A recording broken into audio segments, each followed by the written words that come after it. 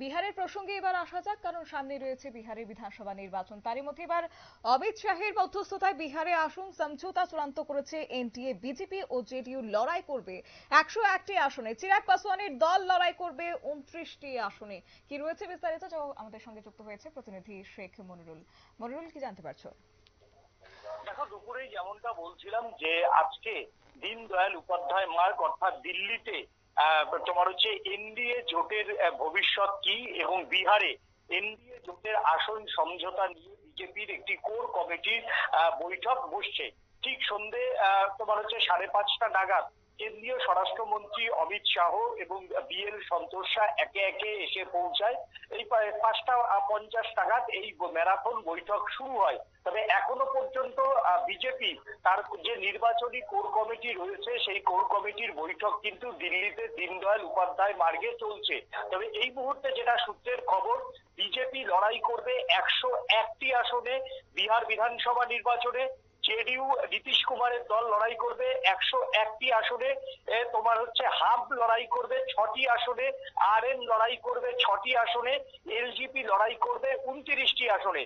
বিহারের বিধানসভাতে 243টি আসনের মধ্যে এইভাবেই সমঝোতা করতে চলেছে বিজেপি।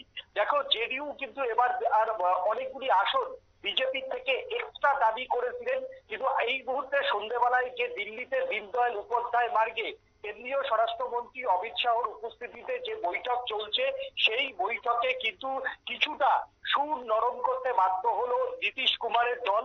তারা বিজেপির সঙ্গে সম আসনেই কিন্তু তারা এই মুহূর্তে রাজি হয়েছে বলে সূত্রের খবর। অন্যদিকে চিরাগ পাসওয়ান যে বারবার করে দড়ি টানাটানি করছিলেন, কারণ চিরাগ পাসওয়ান তিনি পরিষ্কার জানিয়ে দিয়েছিলেন যে এনডিএ সরকার যখন গঠন হয় তিনি কোনো মন্ত্রিত্ব নিয়ে দাবি দাবা করবেন না এবং রাষ্ট্রপতি নির্বাচনেও তার কোনো দাবি নেই। তিনি এনডিএ প্রার্থীকেই তার দল ভোট দেবে, কিন্তু বিহার বিধানসভা নির্বাচনে তার নির্দিষ্ট দাবি রয়েছে। তারপরেই কিন্তু এলজেপি অর্থাৎ চিরাগ পাসওয়ানের যে দল, সেই চিরাগ পাসওয়ানের দলের কাছে কিছুটা এনডিএ শিবির অর্থাৎ বড় শরিক হচ্ছে এর মধ্যে সব থেকে বিজেপি কিছুটা হলেও সুর নরম করলো। তো হচ্ছে চিরাগ পাসওয়ান প্রথমে 60টি আসন চেয়েছিলেন, তারপর তিনি মত বদল করেছিলেন 50টি আসনে, তারপর নেমে এসেছিলেন 40টি আসনে। তবে আজকে এই যে এনডিএর বৈঠক, সেই এনডিএর বৈঠকে তিনি 29টি আসনে রাজি হয়েছেন বলে এখনো পর্যন্ত খবর। অন্যদিকে হাম পার্টি কেন্দ্রীয় মন্ত্রী জিতেন রাম মাঝি তিনি 15টি আসন চেয়েছিলেন এবং 15টি আসন না পেলে তিনি জানিয়ে দিয়েছিলেন এনডিএতেই থাকবে, কিন্তু তিনি বিহার বিধানসভা নির্বাচনে তার দল লড়াই করবে না। কিন্তু এই মুহূর্তে তার সঙ্গে সমঝোতা হয়েছে বলে খবর। হাম লড়াই করবে 6টি আসনে, আরএম লড়াই করবে 6টি আসনে। এই নিয়ে 243টা আসনের প্রার্থী তোমার আসন সমঝোতা প্রায় চূড়ান্ত।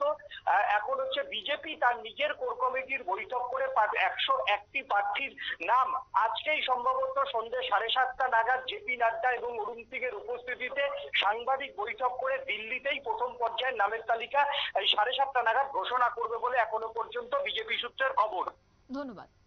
আপনারা শুনলেন, অর্থাৎ বিহারে কিন্তু এখনো জট পুরো কাটেনি এনডিএ এর। এক শরিককে সন্তুষ্ট করতে গিয়ে অন্য শরিক সেখানে অসন্তুষ্ট হয়ে পড়েছেন। জেডিইউ কে বিজেপি সন্তুষ্ট করলেও চিরাগ পাসওয়ান কিন্তু সেই অর্থে সন্তুষ্ট হয়নি। কোর কমিটির বৈঠক এখনো চলছে। তবে যে খবর পাওয়া গেছে, অমিত শাহের মধ্যস্থতায় বিহারে আসন সমঝোতা চূড়ান্ত হয়ে পড়েছে। বিজেপি এবং জেডিইউ লড়াই করবে 101টি আসন। তবে প্রার্থীর তালিকার সেই নাম কখন প্রকাশ করা হয় সেদিকেই অবশ্য নজর রয়েছে রাজনৈতিক মহলের। নিয়ে নিচ্ছি ছোট্ট একটি বিজ্ঞাপন বিরতির, সঙ্গে থাকুন।